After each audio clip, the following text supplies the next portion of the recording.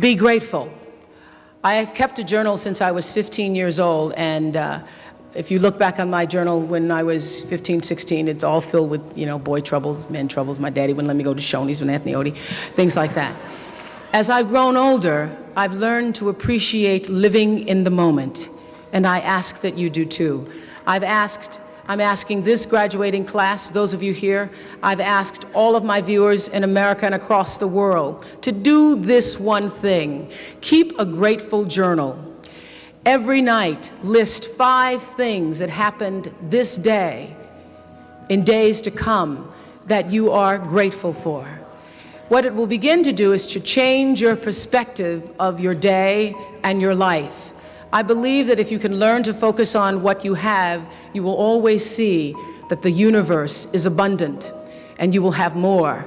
If you concentrate and focus in your life on what you don't have, you will never have enough. Be grateful. Keep a journal. You all are all over my journal tonight. Create the highest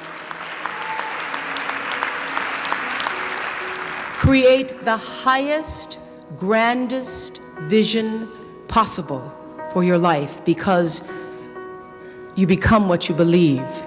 When I was a little girl, Mississippi, growing up on the farm, only buckwheat as a role model, watching my grandmother boil clothes in a big iron pot through the screen door because we didn't have a washing machine and made everything we had.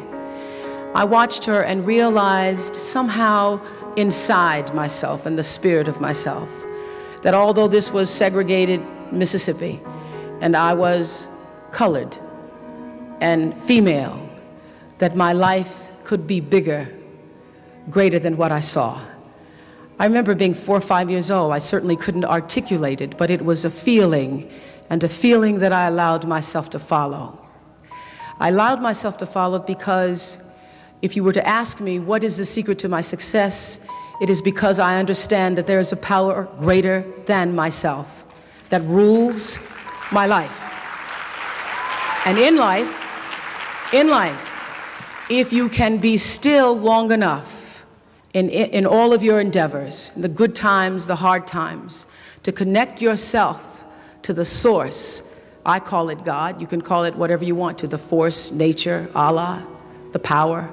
If you can connect yourself to the source and allow the energy that it is your personality, your life force, to be connected to the greater force, anything is possible for you. I am proof of that. I think that my life, the fact that I was born where I was born, in the time that I was, and have been able to do what I've done, speaks to the possibility, not that I am special, but that it could be done. Hold the highest, grandest vision for yourself. Just recently, we followed Tina Turner around the country because I wanted to be Tina. So I had me a nice little wig made and followed Tina Turner because that's what I can do. And one of the reasons I wanted to do that is because Tina Turner is one of those women who's overcome great obstacles, was battered in her life, and like a phoenix rose out of that to have great legs and a great sense of herself. And I wanted to honor other women who had overcome obstacles and to say that Tina's life, although she is this great stage performer, Tina's life is a mirror of your life because it proves that you can overcome. Every life speaks to the power of what can be done. So I wanted to honor women all over the country and celebrate their dreams. And Tina's tour was called the Wildest Dreams Tour. So I asked women to write me their wildest dreams and tell me what their wildest dreams were. Our intention was to fulfill their wildest dreams.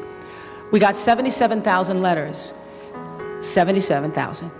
And to our disappointment, we found that the deeper the wound, the smaller the dreams. So many women had such small visions, such small dreams for their lives, that we had a difficult time coming up with dreams to fulfill. So we did fulfill some.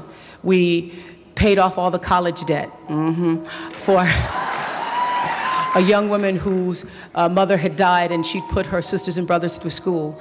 We paid off all the bills of a woman who had been battered and managed to put herself through college and her daughter through college. We sent a woman to Egypt who was dying of cancer, and her lifetime dream was to sit on a camel and use a cell phone. We bought a house for another woman whose dream had always been to have her own home, but because she was battered and had to flee with her children one night, had to leave the home 17 years ago. And then we brought the other women who said, we just want to see you, Oprah, and meet Tina. That was their dream. Imagine when we paid off the debt, gave the house, gave the trip to Egypt, the attitudes we got from the women who said, I just want to see you. And some of them afterwards were crying to me saying, we didn't know, and this is unfair. And I said, that is the lesson. You needed to dream a bigger dream for yourself. That is the lesson. Hold the highest vision possible for your life, and it can come true.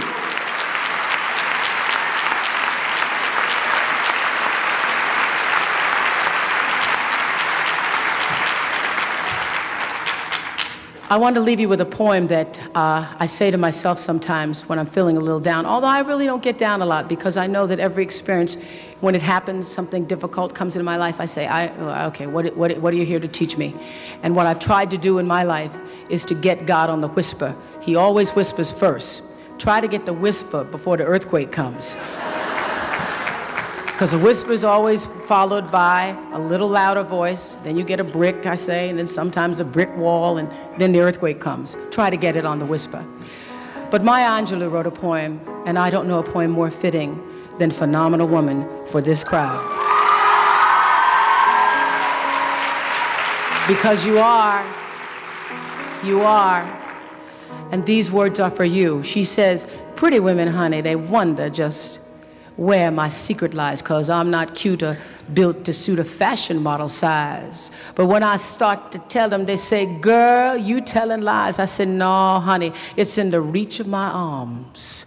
It's in the span of my hips. It's in the stride of my step, and it's in the curl of my lips, 'cause I'm a woman, honey, phenomenal woman. Sometimes I walk into a room just as cool as you please, and to a man, the fellas either stand or fall down on their knees. And then they start swarming all around me like a hive of honeybees. I said, whoop, child, must be this fire in my eyes.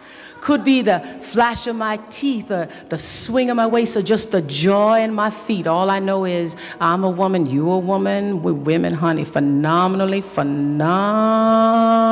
women. Now you understand why my head's not bowed. You won't see me dropping about. Or when you see me coming, it ought to make you proud, sister girl, I say. It's the bend of my hair.